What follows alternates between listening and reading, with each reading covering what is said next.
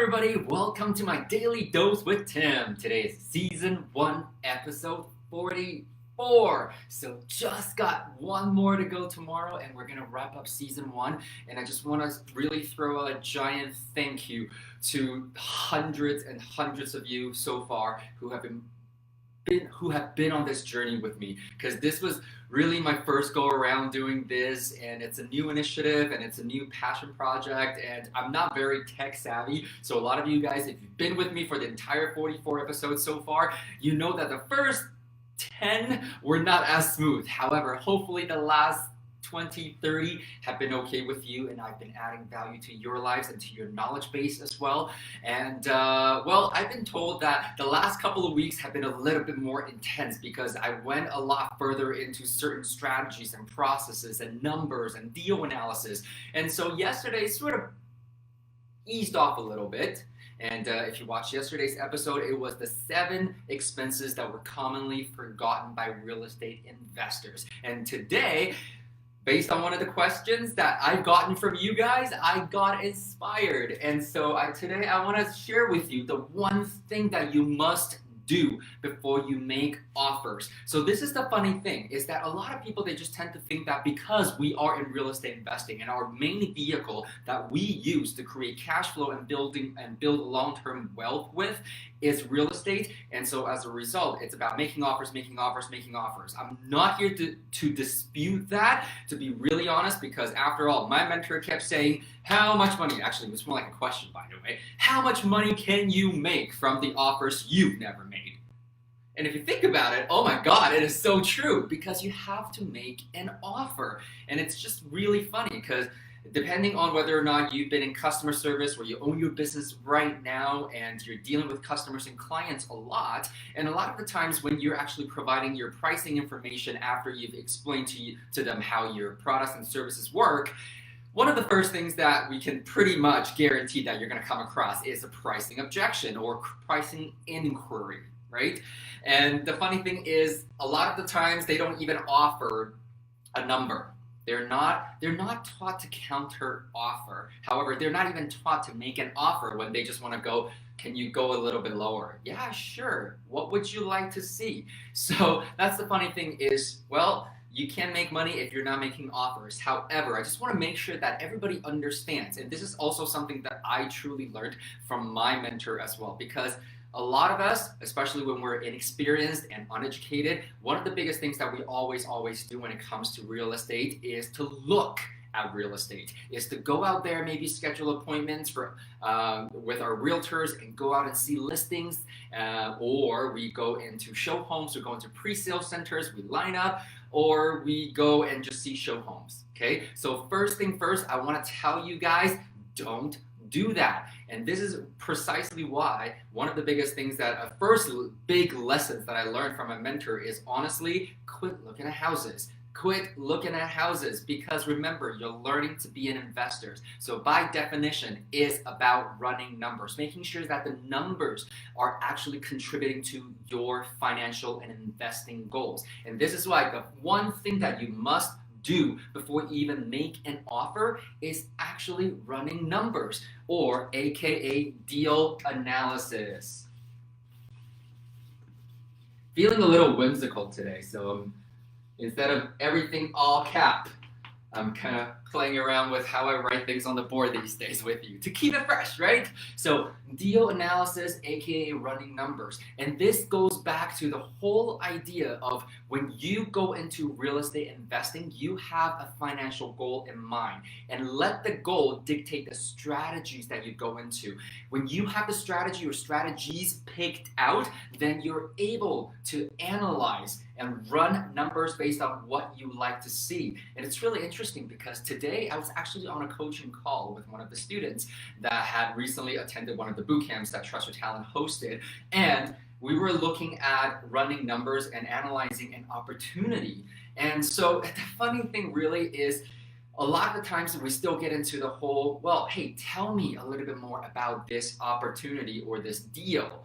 And most people, the answer that I would get would be, okay, well, this is a 12 unit apartment building, this is an 18 unit apartment building, 22 unit apartment building, and what that means is it's got, I'm just making things up as I go right now, okay? It's got 5 studios and 10 one-bedroom units and 12 two-bedroom units. I'm getting a lot of features, and all of a sudden we're now focusing once again on the property itself. What I really want to know, and what you need to hold yourself to really, is that in order for you to not waste too much time, because you're going to get the time to do your due diligence in terms of really combing through what kind of properties you're buying, okay? I keep saying, a lot of us, we invest into mutual funds and stocks without ever going to the company's CFO's office and sitting down to really understand how they run their business and their business plans and how they analyze their numbers.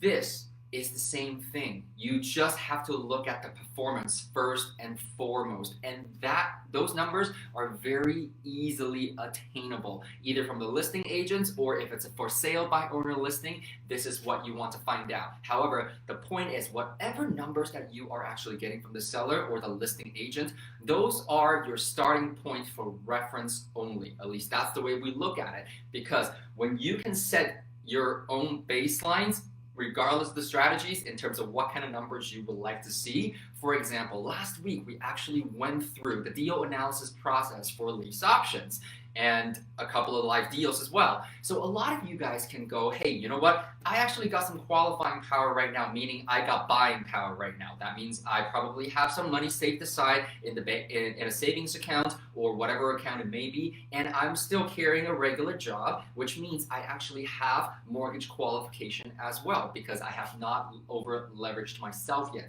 Great. So now that you have buying power, it's awesome. However, it doesn't mean that you just go out and buy anything or buy the first thing that you feel emotionally attached to. The first thing you really got to do is set some parameters, because the idea is there are 2 top priorities whenever we are looking to invest. Number 1 is cash flow. Okay, and I know this is not a new lesson for all of you guys. I just really want to re-emphasize on that point, because cash flow means you have a viable business. So many people, they really think that because it's real estate, they don't care about cash flow. All they care about is, I'm just going to hold it for a long time, maybe 10, 20, 30 years, and it's going to pay itself off. And if I'm lucky, the market is going to double over time. And that's the thing, you're speculating, you're not actually investing on purpose, okay? So again, in order for you to create the maximum safety and security around your investment portfolio, especially when it comes to real estate, do not ever subject how much money you get to make on market appreciation, because those are factors that you are not able to control. So first thing first, cash flow, because it tells you whether or not you have a viable business. In a different way, because I know I've had to say this or ask somebody this, because they don't understand. They get, yes, I understand why cash flow is important. However, this is real estate. Now, my question for you has always been, well, if today I come to you and I have a business idea and I'm telling you, hey, you know what? For the next 5 years, it's not going to be making cash flow on a monthly basis, which means we're going to be in the reds, in the negative every single month. That means we constantly have to find cash and put cash injections into the business. Would you be interested remotely?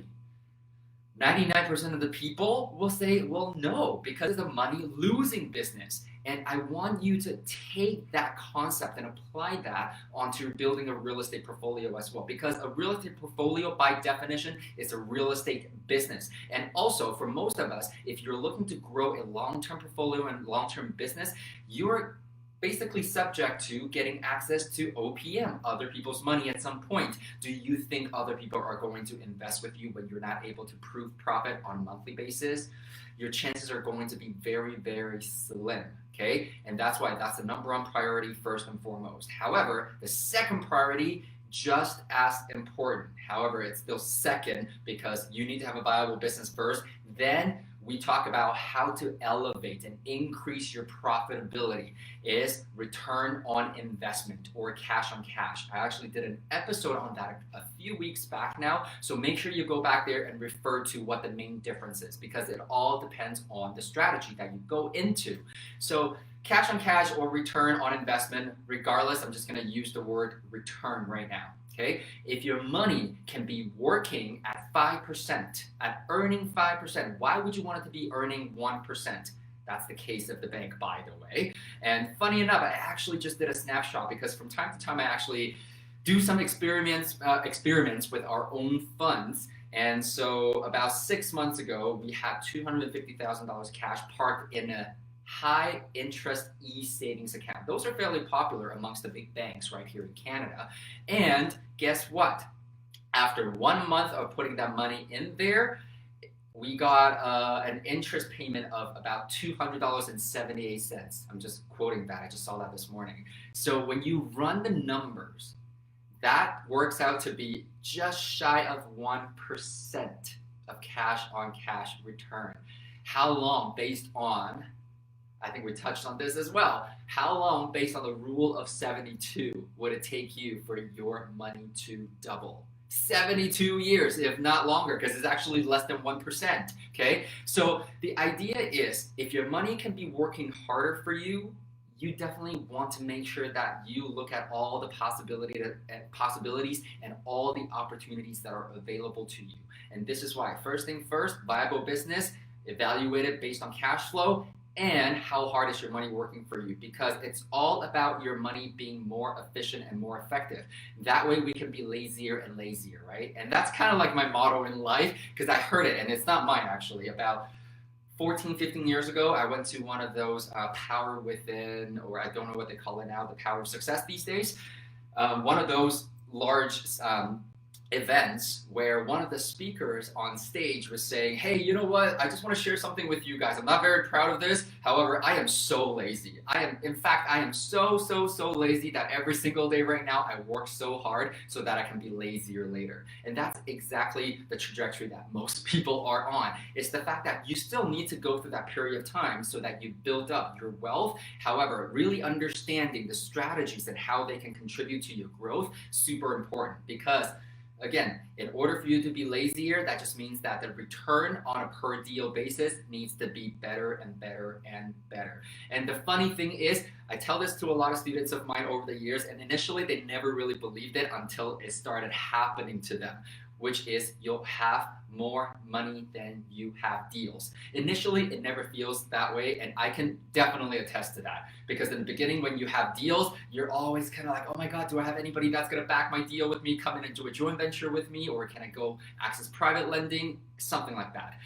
However, over time, you're going to find that you're going to have more money than you have deals. Why? Because as you get better at what you do, your standard's going to go up. And I always tell my students that, hey, you know what? You need to pull the trigger on the first deal. I'm not pushing you into a crappy deal by any means. However, if the criteria fit and contribute to your financial goal, let's pull the trigger. Because why? If you're waiting for that one perfect deal, you're doing this all wrong. Because if you're looking back, if I look back and I tell you that my very first deal or my very first 5-10 deals were the best ones that I've ever done, I'm doing something wrong. Would you agree? Absolutely. And so this is why the main two criteria is cash flow and the return on the initial investment that you gotta put into it to get into the deal. So knowing how to do deal analysis is super important before you actually make an offer. And so being that tomorrow is the last episode of this first season, what I'm going to do is I'm going to share with you the offer process that we do, or basically the entire acquisition process that we do tomorrow. And it's basically actually very simple and very straightforward. It's a 5-step process. So that's for tomorrow and for the last episode of my Daily Dose with Tim, with season 1 of it. So thank you so much for joining me again today. And as you know, Monday to Friday, tomorrow's the last one, I will be coming to you at 4:30 p.m. Pacific Time, 5:30 p.m. Mountain Standard Time, and 7:30 p.m. Eastern Standard Time. Thank you so much. Enjoy the great summer weather and have a great evening. Live well, everybody.